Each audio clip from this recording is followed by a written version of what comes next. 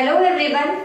आज हम बात करेंगे इकोनॉमिक्स के यूपीएससी सिलेबस 2023-24 की पेपर नंबर सेकंड के अंदर क्या क्या आता है। तो सबसे पहले Indian economy in pre independence era.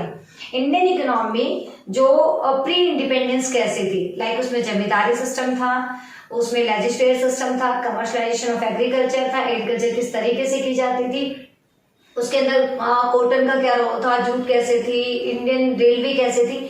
Like Indian economy जो आपने क्लास 12th इंडियन इकोनॉमी के चैप्टर नंबर फर्स्ट के अंदर पढ़ी है, सेकंड के अंदर पढ़ी है, जो Indian economy on the eve of independence, वो सारा हम इस पूरे पार्ट के अंदर पढ़ेंगे। लाइक हमें यूपीएससी जो जब भी हम करते हैं तो हमें 10th 11th और 12th ये बेसिक्स हैं, ये हमें पढ़ने हैं। तो इसमें सारी वही आएगी जो आपने 12th क्लास की इंडियन इकोनॉमी में पढ़ी थी। Number second, Indian economy after independence. अब वो कैसी थी जब इंडियन इकोनॉमी पहले की बात थी। अब इंडियन इकोनॉमी आफ्टर इंडिपेंडेंस दो पार्ट थे, प्री लिबरलाइजेशन और पोस्ट लिबरलाइजेशन। जैसे कि जो एलपीजी पॉलिसी है उसमें स्टार्टिंग में क्या था और उसके बाद कैसा हुआ था। तो लाइक न्यू इकोनॉमिक पॉलिसी जो कि एलपीजी पॉलिसी बोली जाती है 1991 की, वो सारी।